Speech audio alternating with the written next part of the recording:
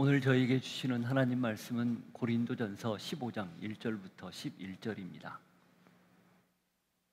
같이 읽겠습니다. 형제들아, 내가 너희에게 전한 복음을 너희에게 알게 하노니 이는 너희가 받은 것이요 또 그 가운데 선 것이라. 너희가 만일 내가 전한 그 말을 굳게 지키고 헛되이 믿지 아니하였으면 그로 말미암아 구원을 받으리라. 내가 받은 것을 먼저 너희에게 전하였노니 이는 성경대로 그리스도께서 우리 죄를 위하여 죽으시고 장사 지낸 바 되셨다가 성경대로 사흘 만에 다시 살아나사 게바에게 보이시고 후에 12 제자에게와 그 후에 500여 형제에게 일시에 보이셨나니 그 중에 지금까지 대다수는 살아있고 어떤 사람은 잠들었으며 그 후에 야고보에게 보이셨으며 그 후에 모든 사도에게와 맨 나중에 만삭되지 못하여 난 자 같은 내게도 보이셨느니라. 나는 사도 중에 가장 작은 자라. 나는 하나님의 교회를 박해하였으므로 사도라 칭한받기를 감당하지 못할 자니라. 그러나 내가 나 된 것은 하나님의 은혜로 된 것이니 내게 주신 그의 은혜가 헛되지 아니하여 내가 모든 사도보다 더 많이 수고하였으나 내가 한 것이 아니요 오직 나와 함께 하신 하나님의 은혜로라. 그러므로 나나 그들이나 이같이 전파하매 너희도 이같이 믿었느니라. 하나님 아버지, 다시 겸손히 말씀 앞에 섭니다. 이 말씀을 통해서 우리 신앙의 기초를 다시 확인하게 하시고 그 기초 위에 굳게 서서 흔들리지 않는 믿음을 하나님 앞에 늘 보이며 또 세상에서 그렇게 살아갈 수 있는 믿음의 사람들 되게 하여 주옵소서. 예수 이름으로 기도하옵나이다. 아멘. 기독교 신앙의 기초, 베이직, 뭔지 여러분 다 아시죠? 십자가와 부활입니다. 만일 십자가가 쇼라면, 가장된 어떤 연출된 그런 마치 연극 같은 그런 쇼라면 구원은 어쩌면 종교가 만들어낸 그냥 허구일 겁니다. 진짜가 없는데 어떻게 가짜가 구원이라는 게 주어지겠어요? 만일 부활이 없다면 그걸 믿고 살았던 과거의 사람들, 믿고 있는 지금의 우리들, 사실은 어쩌면 신기루만 쫓는, 말 그대로 허상만 쫓는 그런 사람들 아니겠습니까? 그러니 이 십자가와 부활, 이 부활을 사실로 받아들이느냐 받아들이지 않느냐, 이건 매우 중요합니다. 십자가와 부활을 우리가 사실로 받아들인다면 그 사실에 근거해서 구원이라는 실체를 우리가 이미 누릴 수 있게 되는 거고요. 그 사실에 근거해서 구원의 완성, 온전한 하나님이 처음 우리를 만들었던 그때의 모습을 회복할 수 있는 거죠.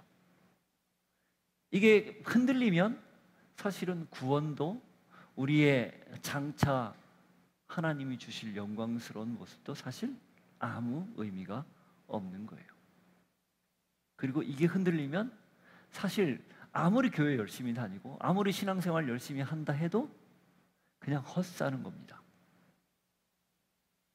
그런데 이걸 만일에 제대로 믿고 흔들리지 않는, 어떤 경우에도 흔들리지 않는 믿음으로 굳게 서 있다면 형편과 상황이, 주변의 환경이 아무리 어려워도 그 사람이 믿고 있는 그것에 근거해 그 삶 자체는 복된 삶입니다. 그리고 그 인생은 가장 가치 있는 인생입니다. 이 땅에 온 목적을 이미 이루었기 때문이고 앞으로 완성시킬 것이기 때문이죠. 그래서 이 십자가와 부활, 이 기독교의 기초, 이건 아무리 강조해도 지나치지 않아요. 교회 제일 먼저 오면 듣는 게 십자가 아닙니까? 부활 아닙니까? 근데 이걸 너무 익숙하게 들어서 때로는 그냥 그게 아무런 감흥도 없이, 혹은 내 신앙과 나의 믿고 있는 것과 삶의 현장이 전혀 일치하지 않은 상태로 살아가곤 하는 것, 그게 우리가 가진 어쩌면 문제라는 겁니다. 오늘 말씀은 사실 그래서 너무 잘 알려져 있고 또 익히 들어왔던 말씀이지만 다시 우리의 신앙을 점검하는 차원에서 매우 중요한 말씀이다, 그렇게 여러분들이 꼭 받아들일 수 있기를 바랍니다. 캐리고마라는 말이 있습니다. 선포된 말씀이라는 뜻입니다. 신적 권위를 가지고 선언하는 말씀입니다. 초대교회, 예수님을 믿고 구주로 믿고 그리고 공동체를 이루었던 이 초대교회, 그들의 캐리고마, 그들이 전했던 선포하는 말씀은 딱 한 가지였어요. 정확하게는 예수 그리스도죠. 그리고 그걸 조금 풀었으면 그의 십자가와 부활입니다. 특별히 그 중에서도 부활을 강조했어요. 왜? 부활이라는 말, 다시 살았다라는 말의 전제는 죽었다라는 게 포함되어 있기 때문에 그렇습니다. 그래서 부활을 가는 곳마다 전했습니다. 바울도 예외가 아니었죠. 예수님이 부활한 이후 제자들에게 나타나서 당부한, 부탁한, 정확하게는 명령한 말씀이 있습니다. 부활을 증거하라. 그래서 예수님의 제자들은 처음에는 예수님이 불러서, 그래서 예수님을 따르는 제자로 살았지만 그 다음은 부활한 예수님을 만난 이후로는 그들이 예수님에게 파송을 받은, 보냄을 받은 사도로 삽니다. 12제자가 12사도가 되는 게 그런 원리예요. 와서 배우라, 나의 삶을 배워라, 그리고 십자가와 부활을 경험하라, 이제는 가라. 어디로? 세상으로. 그게 사도라는 사도직의 역할이죠. 그래서 그들은 가는 데마다 그 사명대로, 보냄을 받은 그대로 부활을 전하는 사람으로 살았습니다.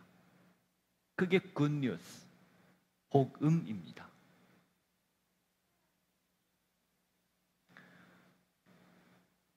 고린도 교회, 바울이 무엇을 전해서 그들이 믿고 교회가 됐을까요? 바로 이 십자가와 부활입니다. 그걸 믿고 예수님을 자신의 구주로 받아들인 이후 구원이라는 것을 경험하고 영생할 걸 기대하며 공동체를 이룬 것, 그게 고린도 교회거든요. 이 말인즉 그들이 부활을 모를 리 없다라는 거예요. 그런데 바울이 고린도전서 마지막 부분, 16장은 거의 인사라고 보면 되거든요. 마지막 권면과 인사라고 보면 되는데 이 중요한 교리와 교훈을 가르치는 내용은 15장 부활장으로 마무리를 짓습니다. 이 마지막 15장에서 왜 굳이 부활에 관한 이야기를 했을까? 우리가 추측할 수 있지 않겠습니까? 고린도 교회 안에 부활에 대해서 의심하거나 혹은 믿지 않는 사람들이 있었다라는 거예요. 그리고 그들이 공식적이든 비공식적이든 여러 모양으로 교회 공동체에 안 좋은 영향을 주고 있었다는 겁니다. 그런데 아이러니한 건 그 안 좋은 영향이 상당히 설득력이 있었다는 거예요. 왜? 헬라 문화에서, 그리스 문화에서 그들이 가지고 있는 사상 중에 굉장히 우리가 미리 당연히 알고 기본적으로 알고 있어야 될 게 있는데, 그들은 이원론적 사상을 가지고 있습니다. 이 세상에 보이는 모든, 눈에 보이는 모든 것들은 보이는 물질과 보이지 않는 영으로 두 가지로 나누어 있는데, 물질은 악하고 영은 선하다라는 게 이원론이에요. 그래서 영지주의도 결국 이 이원론 때문에 나온 겁니다. 영지주의는 영적인 것만이, 그리고 영적으로만 하나님을 알 수 있다. 그러니 육체는 두 가지로 나누죠. 함부로 하거나 아니면 지극히 그 육체를 다스리기 위해서 금욕을 하거나, 둘 다 극단이에요. 이런 게 초대교회에 만연해 있었거든요. 이 AD 55년경, 아직 영지주의가 극성을 부리기 전에도 이미 헬라 문화권 안에서는 그게 스토아 철학이나 그 다음에 에피쿠로스 철학 알고 있죠? 금욕주의와 쾌락주의 우리 다 배웠잖아요. 그 사람들이 보편적으로 그 당시 세계관을 이루고 있었기 때문에 왜 부활이 없다라고 그들이 믿게 되었는가, 여기게 되었는가? 부활은 몸의 부활을 뜻하거든요. 육체의 부활. 근데 육체는 물질인데 부활한다? 그럼 육체가 악했는데 선한 것으로 부활하는가? 이런 거에 대한 논리가 자기들 나름대로 안 되니까 부활은 없다. 몸의 부활은 없다. 이렇게 이야기한 겁니다. 영으로는 부활할지 모르겠지만 몸의 부활은 없다. 심각한 오류를 가지고 있는 거거든요. 이런 생각이 고린도 교회 안에 스물스물 퍼져가기 시작한 겁니다. 그리고 그게 교회에 상당한 영적인 위기를 가져온 거예요. 왜? 기독교 신앙의 기초가 부활인데, 십자가인데, 부활을 부인하면, 부활이 의심쩍으면 어떻게 되는 거예요? 십자가도, 그리고 그리스도, 하나님의 사랑도, 모든 것이 다 와르르 무너지는 그런 결과를 초래하기 때문에 그렇습니다. 바울이 그걸 알았기에 사실 7장부터 14장까지는 고린도 교회 성도들이 물어본 내용을 답하는 거예요. 6장까지는 문제를 지적한 거고, 그런데 15장에는 그 물어볼 때 너희들이 이렇게 물어본 거에 대해서는 내가 이렇게 언급한다라는 관용어구 같은 글이 있는데 15장에는 그게 없어요. 부활에 관해 물어보지 않았다는 거예요. 그런데 바울이 이야기를 한다는 겁니다. 왜? 중요하니까. 그만큼 필요하니까. 그것도 마지막 결론부 같은 부분에서. 이 말은 곧 이 부활이라는 것은 교회의 존립 근거이며 신앙의 근거이기 때문에 이게 우리의 신앙에서 조금이라도 의심쩍거나 흔들린다면, 교회는 다니는데 내가 부활은 못 믿겠다, 십자가는 믿겠는데 부활은 도저히 믿어지지 않는다, 그게 상식적으로 말이 되느냐라는 생각을 가진 사람이 혹 있다면, 그리고 부활 신앙이 어떤 의미를 지닌지 우리가 분명하게 인식하지 못하고 살고 있다면, 이 말씀을 들으면서 다시 부활이 역사적 사실이라는 것을 재확인하고 그걸 믿을 수 있는 기회가 되기를 바라고, 또 부활의 삶이라는 것은 무엇이다라는 것을 이 3주에 걸쳐서 여러분들이 듣고 깨닫고 그렇게 살아낼 수 있기를 도전합니다. 오늘 말씀은 그래서 부활은 역사적인 사실이다라는 내용을 바울이 3가지 근거를 들어서 이야기합니다. 그 근거를 통해서 부활이 왜 우리의 삶의 기초가 될 수 있는지를 확인하는 귀한 시간이 되기를 바랍니다. 자, 먼저 복음의 기초가 무엇인지를 밝히죠. 1절, 2절입니다. 형제들아, 내가 너희에게 전한 복음을 너희에게 알게 하노니 이는 너희가 받은 것이요 또 그 가운데 선 것이라. 너희가 만일 내가 전한 그 말을 굳게 지키고 헛되이 믿지 아니하면 그로 말미암아 구원을 받으리라. 고린도 교회는 바울이 전한 복음을 듣고 탄생했죠. 그 복음은 이미 받은 것이고, 그리고 그걸 믿고 서 있기 때문에 고린도 교회가 현재 존재하는 거죠. 그런데 바울이 이 표현을 썼단 말이에요. 그들이 믿고 그 믿은 대로 교회가 존재하는데 부활을 언급하기에 앞서 이걸 헛되이 믿지 않고 굳게 붙들고 있다면 이라는 단서를 들어서 이 복음에 관한 이야기를 지금 재차하고 있다는 겁니다. 그게 이상하다는 거예요. 왜 그래요? 그들이 구원받았지만 서두에서 언급했듯 부활 문제가 지금 흔들리고 있는 거예요. 그러니 다시 그걸 본격적으로 말하기 전에 내가 너희에게 전한 그 복음을 너희가 분명히 들었고 그것으로 믿고 교회가 되었던 너희들이 지금은 혹 흔들리고 있는 거 아니니? 지금은 그 붙잡아야 될 걸 놓치고 있는 것 아니니? 라고 환기시키는 겁니다. 주의를 기울이는 거죠. 경종을 울리는 거예요. 제대로 믿고 있는 거 맞니? 물어보는 겁니다. 그가 전한 복음, 이어서 나오겠지만 십자가와 부활입니다. 이게 기독교 신앙의 기초이자 출발점, 그리고 과정이자 종결점입니다. 처음부터 끝까지 시종, 십자가와 부활입니다. 이게 없으면 우리 신앙 그냥 아무것도 아닌 거예요. 정말 가짜를 믿는다면 여러분, 나중에 이게 가짜였는데 내가 믿고 있었다라고 생각해 보면, 그것도 평생 믿었다면 얼마나 억울합니까?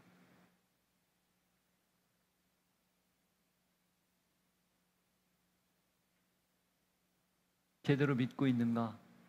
그리고 붙들고 있는가?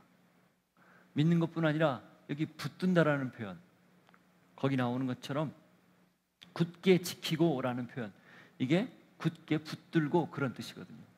붙든다는 건 뭡니까? 그걸 항상 거기에 관심을 기울이고 내 마음을 다른 곳에 쏟지 않고 온전히 거기에만 집중하는 것, 이게 붙드는 것 아니에요? 여러분이 뭔가 손에 쥐고 있으면 손에서 힘을 놓치는 순간 그걸 떨어뜨리지 않아요? 요즘 제가 자주 떨어뜨리거든요. 저도 모르게 감각이 이상해져가지고. 나도 모르게 떨어뜨리려면, 안 떨어뜨리려면 어떻게 해야 돼요? 꽉 쥐고 있어야 되죠. 이게 복음이라는 거예요. 여러분, 복음은 한번 믿으면 자동적으로 그 다음부터 따라오듯이 그렇게 믿어지는 게 절대 아닙니다. 언제나 붙어 있기 위해서, 그래서 창념이라는 말을 썼어요.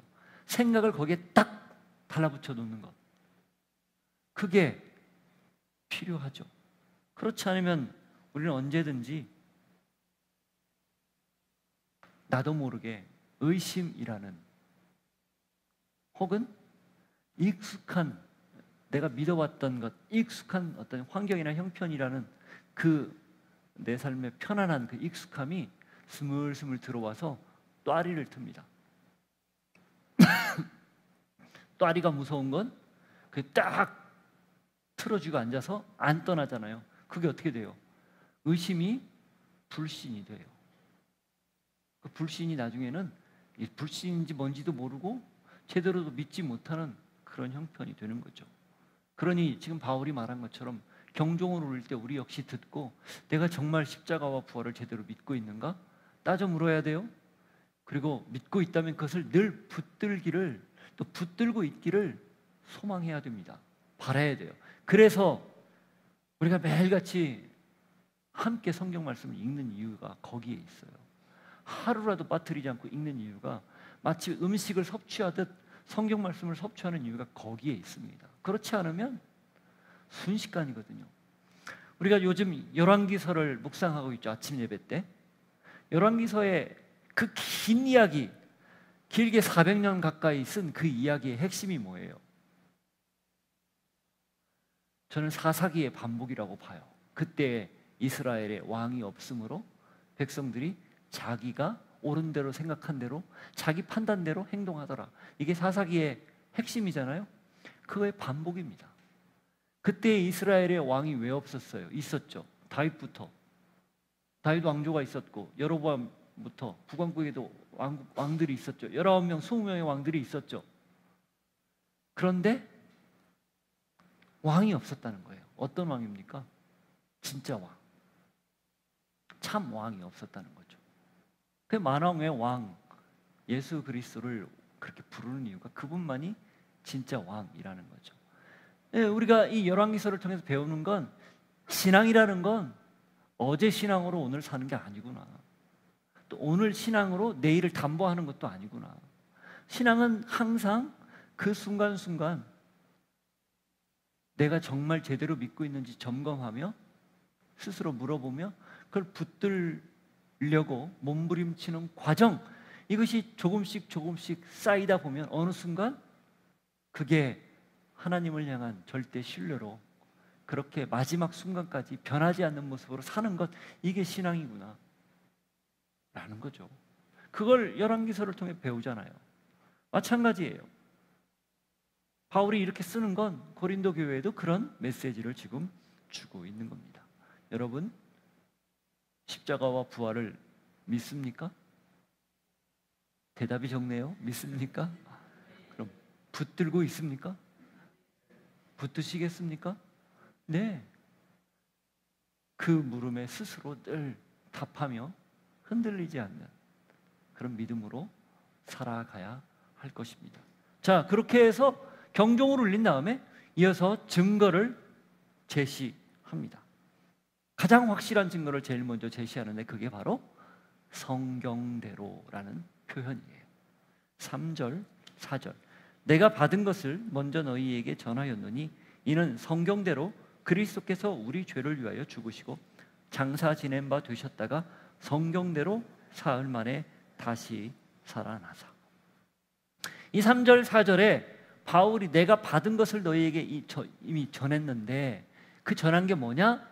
성경대로 그리스도가 죽었고 성경대로 무덤에 묻혔다가 사흘 만에 다시 살아난 것이다 라고 이야기하는 거예요.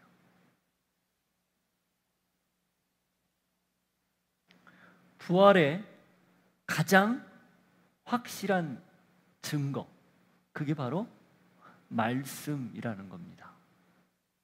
말씀 이꼴 우리가 어떻게 받아들이죠? 말씀은 곧 누구예요? 하나님, 로고스. 예수 그리스도를 우리가 말씀으로 받아들이잖아요. 진리로 받아들이잖아요. 하나님이 곧 이렇게 하셨다는 거예요. 출애굽기 12장, 창세기 22장, 시편 22편, 이사야 53장, 이게 다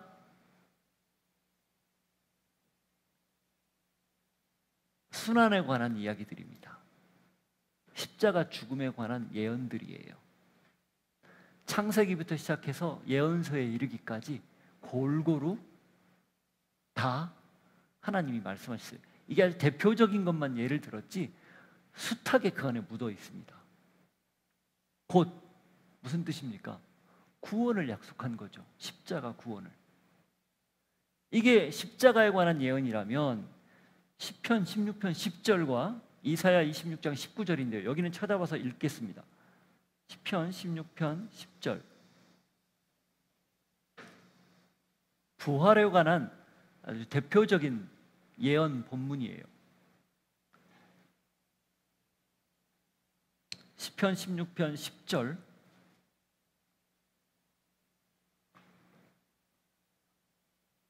같이 읽습니다.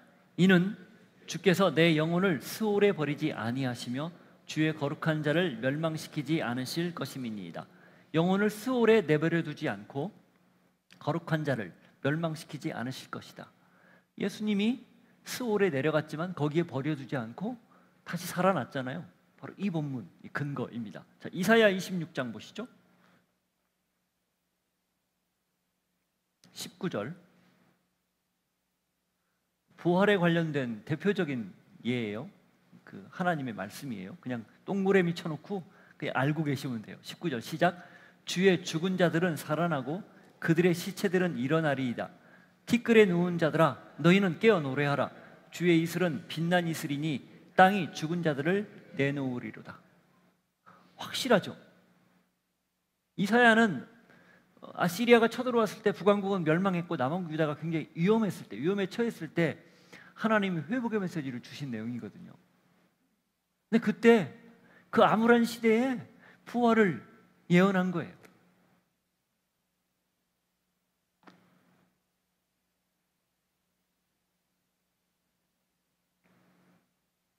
여러분, 말은 신빙성이 있어야 믿을 수 있습니다. 그죠? 그러면 말이라는 것은 어떻게, 신빙성은 어떻게 우리가 이렇게 얻게 되나요? 아, 저 사람 정말 이미 얘기해버렸네. 정말 믿을만하다. 그 사람을 보고 얘기합니다. 그죠? 그 사람이 믿을만한 사람이면 그가 말한 것을 믿습니다. 받아들여요. 그래서 신용이 중요한 거죠. 신용이라는 건 뭐예요? 이 사람 믿을만한 정도를 이렇게 매겨놓은 거잖아요. 그게 신용도 아닙니까? 그래서 그 말을 누가 했느냐? 그게 곧 그 말을 믿을만한 말인지 아닌지 판가름하는 굉장히 중요한 요소예요. 여러분, 그런데 이 말씀을 누가 했다고? 이 말을 하나님이 했다는 거예요.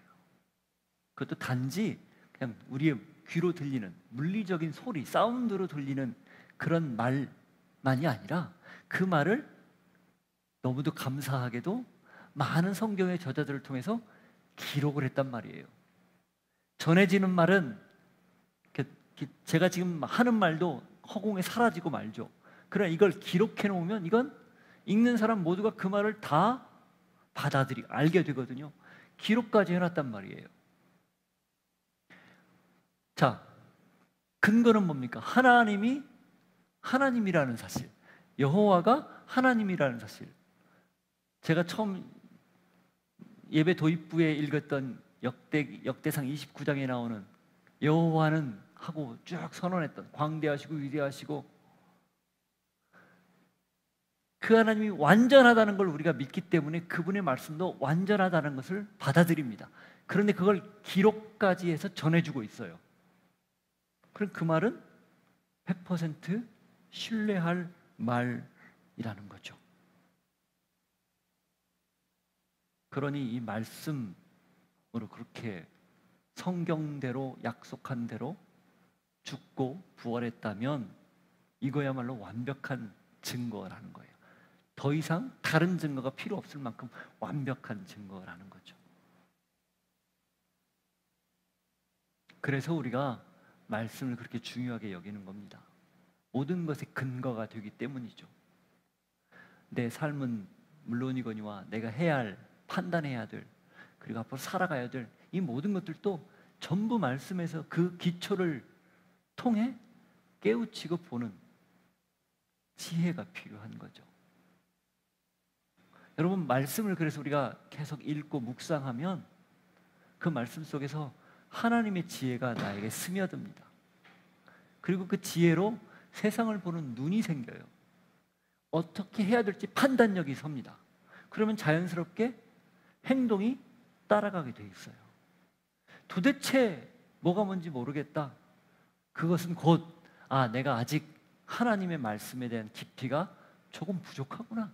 그렇게 판단해도 됩니다. 그럼 어떻게 해야 되겠어요? 괜히 목사님들 찾아가서 묻지 말고 하나님 말씀을 더 깊이 읽어보세요. 그 말씀 속에서 어느 순간 말씀의 문자가, 활자가 훅 떠오르면서 내 가슴에, 내 눈에 쑥 들어올 때가 있어요. 귀에 확 밀려 들어올 때가 있어요. 그럼 그 말씀이 살았고 능력이 있는 능력의 말씀이 되어 지금 나에게 역사하는 거거든요. 그러니 그 말씀의 기초 위에 우리가 서는 것, 그것이 가장 중요하다는 걸 다시 확인하는 셈 아니겠습니까? 아멘입니다. 말씀만이 모든 것들을 증명하고 증언하고 가장 확실한, 분명한 증거라는 것 꼭 기억할 수 있기를 바라요. 그러나 바울이 여기에 추가로 다시 다른 이야기를 해요. 왜 그래요? 이걸로도 충분하지만 너희들이 알아듣기 쉽게 내가 객관적인 증거들을 댈게, 이 이야기예요. 그게 바로 증인들입니다. 5절부터 8절. 게바에게 보이시고 후에 12 제자에게와 그 후에 500의 형제에게 일시에 보이셨나니 그 중에 지금까지 대다수는 살아있고 어떤 사람은 잠들었으며 그 후에 야고보에게 보이셨으며 그 후에 모든 사도에게와 맨 나중에 만삭되지 못하여 난 자 같은 내게도 보이셨느니라. 여기 게바, 베드로죠. 베드로에게 보이시고 그 후에 12 제자에게, 그리고 500여 명의 형제에게 일시에 보이시고, 이런 표현. 이 내용을 쭉 바울이 지금 언급한 내용의 순서가 대체적으로 복음서에 나오는 것과 거의 일치합니다. 거의라고 표현했어요. 완벽하게 일치가 아니라. 왜냐하면 복음서마다 조금씩 기록한 관점들이 달라서 다르게 나오기 때문에. 그렇지만 본질적으로는 같아요. 뭐예요? 목격자들이 있었다, 그 얘기입니다. 그리고 여기에 나눈 500여 명의 형제 야고보, 이 500명의 형제에게 일시에 나타났다는 것과 야고보, 이 야고보는 예수님의 동생 야고보로 추정합니다. 근데 500명에게 나타났다는 것과 야고보에게 나타났다는 건 성경에 기록되지 않았어요. 자, 그럼 기록되지 않았으면 없는 겁니까? 기록되지 않았을 뿐이에요. 여러 구전들이, 또 여러 다른 기록물들이 이 바울의 기록을 뒷받침합니다. 그런데 여기서 바울이 말하는 건 이 목격자들이 많은데 그 중에 지금 절반이나 살아있다라는 게 방점이에요. 예수님이 부활한 후에 지금 대략 25년 남짓이 흘렀어요. 많은 사람들이 잠잔다, 이 표현은 죽었다라는 표현이거든요. 많은 사람들이 죽었는데 그 중에 절반은 아직도 여전히 살아서 뭐 하고 있다는 거예요? 말하고 있다는 거죠. 무엇을? 내가 본 것을. 자기들이 본 것을 말하고 있다, 그 말입니다. 사실 기독교가 지금까지 흔들리지 않고 여전히 복음을 전하는 이유는, 또 복음을 전해서 교회가 여전히 탄생하는 이유는 딱 하나의 선포 때문이에요. 십자가와 부활.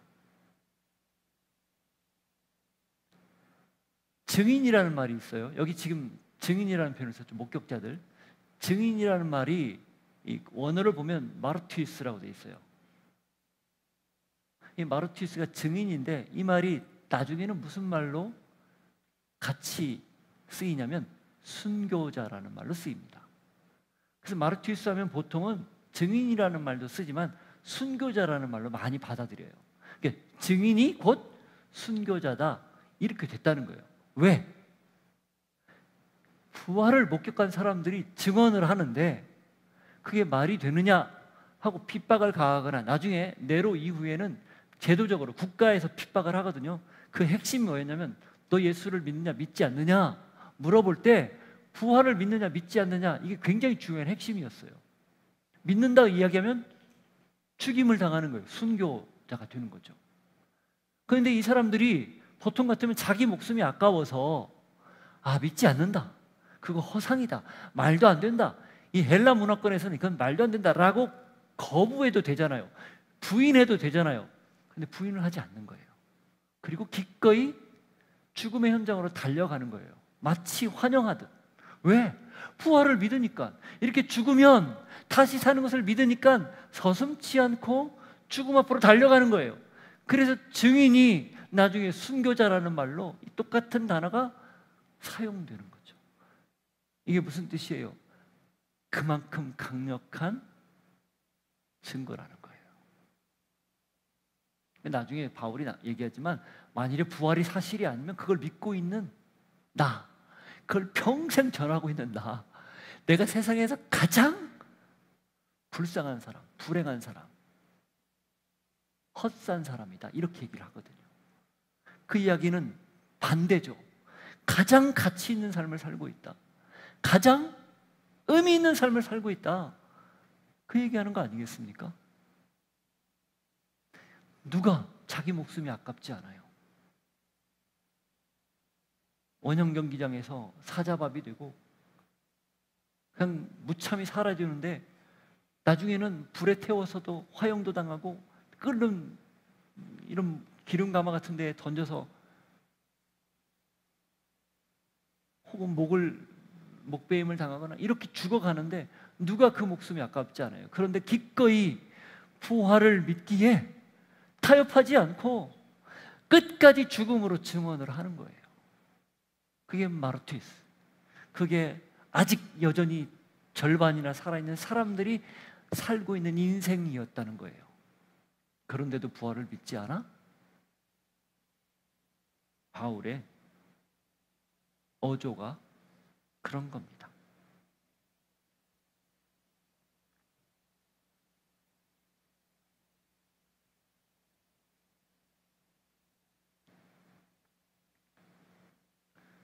십자가 구원, 그리고 부활, 이건 이렇게 목숨을 걸고 그걸 증언한 사람들의 실제 기록, 그리고 똑같이 지금까지 그 믿음으로 산 사람들의 삶의 기록을 통해서 우리에게 분명히 들려옵니다. 사실이다. 역사적으로 완벽한 사실이다. 그러니 의심하지 말고 믿어라. 믿지 않을 도리가 있습니까? 안 믿는 게 이상하죠. 그리고 이 전 세계에 흩어져 있는 수많은 교회들이 그 증거예요. 그냥 조상들이 믿어왔기 때문에 믿습니까? 그런 교회는 다 쇠락했어요. 그러나 부활을 정확히 믿는 교회들은 여전히 생명력 있게 지금 살고 있고 세워지고 있습니다. 아까 기도에도 나왔지만 북한에 아직도 부모가 부활 신앙을 가지고 그 부활을 소망하며 천국을 소망하며 살았던 그 믿음을 물려받은 2세, 3세들이 여전히 핍박 중에 신앙의 해방, 그 해방을 꿈꾸며 숨죽이며 신앙하는 사람들이 있어요. 그들이 왜 그 오랜 시간을 마치 카타콤 같은 그런 세상에서 견디고 있을까요? 부활 때문입니다. 그걸 우리가 안다면 우리의 신앙이 좀 더 진솔하고 좀 더 진지하고 좀 더 분명하게 확실하게 믿으면서 흔들리지 않는 것 당연하지 않을까요? 그게 우리의 신앙, 여러분 모두의 신앙이어야 합니다. 부활을 믿습니까? 그걸 흔들리지 않고 어느 경우에도 흔들리지 않고 그 믿음으로 당당히 살아갈 수 있겠습니까? 부활을 믿는데 삶의 자리에서 일어나는 소소한 문제들 거기에 매이겠습니까? 털고 당당하게 주님과 함께 동행할 수 있는 여러분들이 되기를 바라요. 자, 이렇게 증인들까지 이야기하고 마지막으로 바울이 주관적으로 자기 자신도 부활의 증인이다 이렇게 말을 합니다. 9절부터 11절. 나는 사도 중에 가장 작은 자라. 나는 하나님의 교회를 박해하였으므로 사도라 칭함받기를 감당하지 못할 자니라.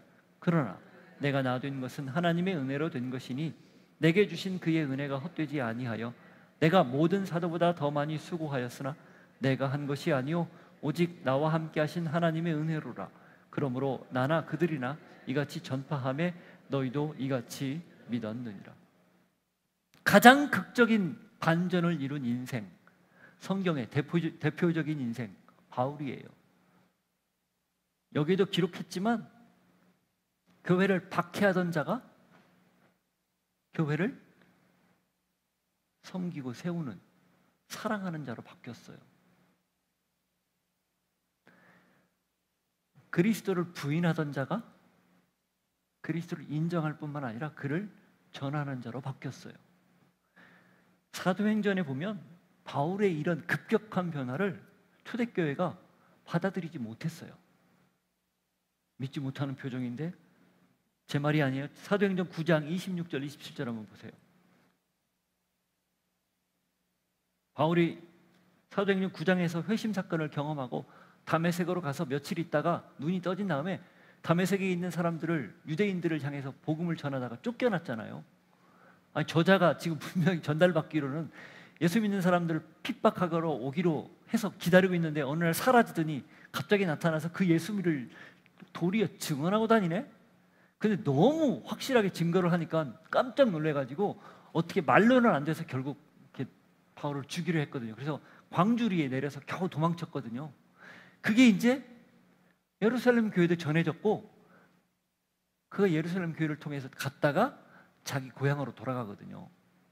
그 과정에 있었던 이야기예요. 26절, 27절. 사울이 예루살렘에 가서 제자들을 사귀고자 하나 다 두려워하여 그가 제자됨을 믿지 아니하니 바나바가 데리고 사도들에게 가서 그가 길에서 어떻게 주를 보았는지와 주께서 그에게 말씀하신 일과 다메섹에서 그가 어떻게 예수의 이름으로 담대히 말하였는지를 전파하니라.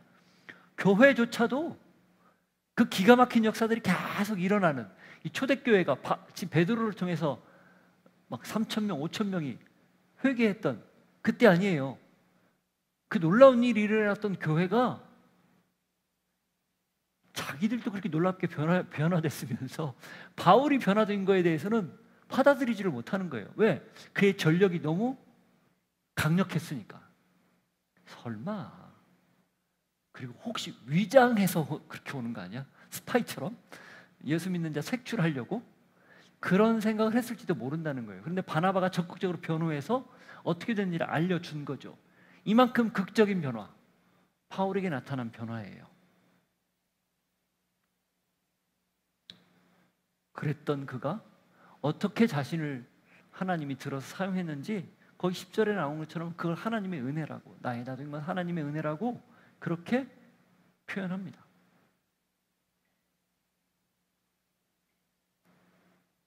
그리고 사도행전 20장에 나오는 것처럼 나의 달려갈 길과 주 예수께 받은 사명, 곧 하나님의 은혜의 복음을 증언하는 일을 마치려 하면은 나의 목숨을 조금도 귀한 것으로 여기지 아니하노라. 이런 고백으로 살아요. 이 사도행전 20장 고백은 한참 뒤에 일어난 일이에요, 지금. 그리고 체포돼서 나중에 이제 로마로 압송이 되는 거죠.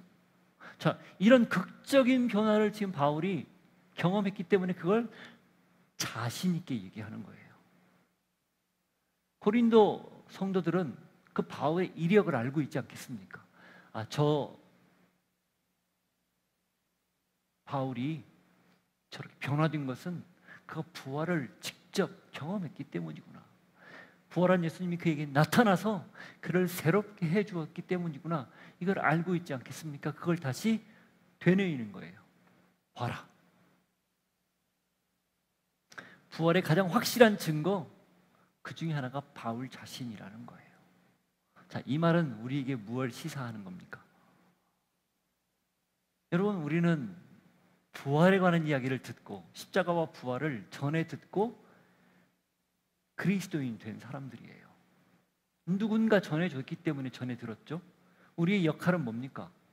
그냥 그걸 담고만 있는 겁니까? 똑같이 나도 해야죠. 그게 전하는 거죠. 예수님의 명령이기도 하고 우리가 살아가는 이유이기도 합니다. 곧 가장 정확하게 부활을 증명할 수 있는 세 가지, 그 중에 하나가 나라는 거예요. 예수 믿고 변화된 나. 예수 믿고 전혀 다른 방식으로 사는 나. 더 이상 세상 가치나 세계관에 따라 살지 않고 하나님의 말씀을 최우선, 아니 절대 진리로 받아들여서 그 말씀의 원칙을 지키며 사는 나. 그런 나를 통해서 누군가는, 또 주변에 있는 사람들은 부활을 전해 듣게 된다는 거예요.